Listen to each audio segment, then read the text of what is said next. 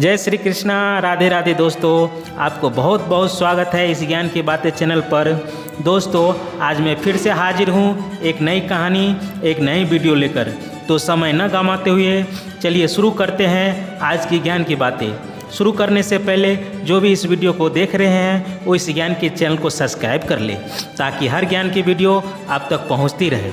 दोस्तों, आपका समय बहुत कीमती है और इस कीमती समय देने के लिए आपको बहुत बहुत धन्यवाद। अब तक आपने सुनी कौवा और कौवी बहुत दूर चला जाता है भोजन की तलाश में और लौटते समय अंधेरा हो जाता है। तो एक पेड़ पर कौवा कौवी आराम करने बैठ जाता है, लेकिन कौवी को बहुत डर सताता रहता है। तो कौवा समय काटने के लिए एक कहानी सुनाता है। तो वो आज कहानी आपको हम पहला तो आप सुना चुके हैं, दूसरी आज आप सुनिए कौवा कौवी को क्या कहता है। एक गांव में एक जुलाहा रहता था।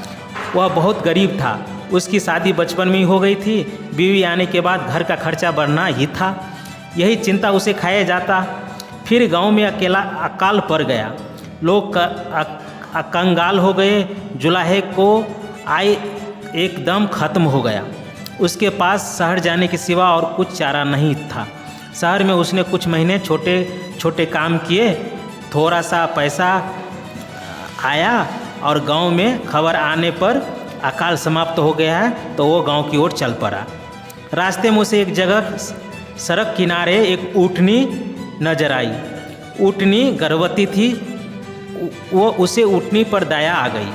वह उसे अपने साथ अपने घर ले आया। घर में ऊँटनी ठीक चारा व घास मिलने लगी ऊँटनी को, तो वो बहुत पूरी तरह स्वस्थ हो गई। समय आने पर उसने एक स्वस्थ ऊँट बच्चे को जन्म दिया। ऊँट बच्चा उसके लिए बहुत भाग्यशाली साबित हुआ। कुछ दिनों बाद ही एक कलाकार गांव के जीवन पर चित्र बनाने उसी गांव में आया। पेंटिंग के ब्रश बनाने के लिए वह जुलाहा के घर आकर ऊँट के बच्चे की दूम के बाल ले जाता। लगभग 2 सप्ताह गांव में रहने के बाद चित्र बनाकर कलाकार चला गया। उधर ऊँटनी खूब दूध देने लगी तो जुलाहा उसे बेचने लगा।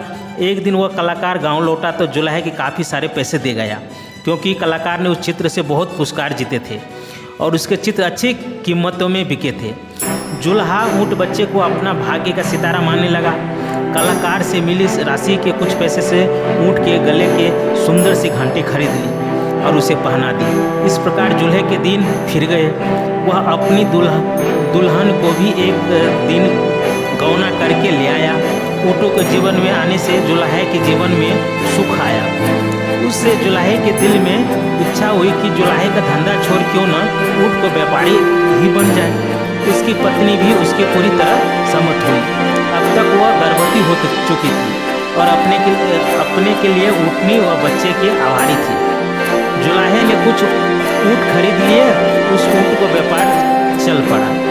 जब वह जुलाहे के पास ऊँट की एक बड़ी टोली हर समय रहती, उन्हें चरने के लिए दिन को छोड़ दिया जाता। ऊँट बच्चा जो अब जवान हो चुका था, उसके साथ घंटी बजता जाता। एक दिन घंटीधारी की तरह ही एक युवा ऊँट ने उससे कहा, भैया तुम अब हमसे दूर क्यों रहते हो? गर्व से बोला, वाह तुम एक साधारण ऊँट हो, मैं घंटीधारी मालिक का दुलारा हूँ। मैं अपने ओछे ऊँटों में शामिल होकर अपना मान नहीं खोना चाहता। उसी क्षेत्र में वह वन में शेर रहता था। शेर एक दिन ऊंचे पर्वत पर चढ़कर ऊँटों को देखता रहता था। उसे एक ऊँट और ऊँटों से अलग थलग नजर आया। जब शेर किसी जानवर के झुंड में आक्रमण करता तो किसी अलग थलग परे को ही चुनता है। घंटीधारी की आवाज़ के कारण यह काम भी असरल हो गया था। बिना आंखों देखे वो घंटी की आवाज़ पर घात लगा सकता था। दूसरे दिन जब ऊँट की दल चढ़कर लौट रहा था, तब घंटीधारी बाकी ऊँटों से 20 कदम पीछे चल रहा था। शेर तो घात लगाए बैठा ही था। घंटी की आवाज़ सुनकर निशाना बनाकर वह दौड़ पड़ा और उसे मारकर जंगल में खींच ले गया। ऐसे उसका घमंड हमेशा के लिए वो उस घंटी की तरह शांत हो गया।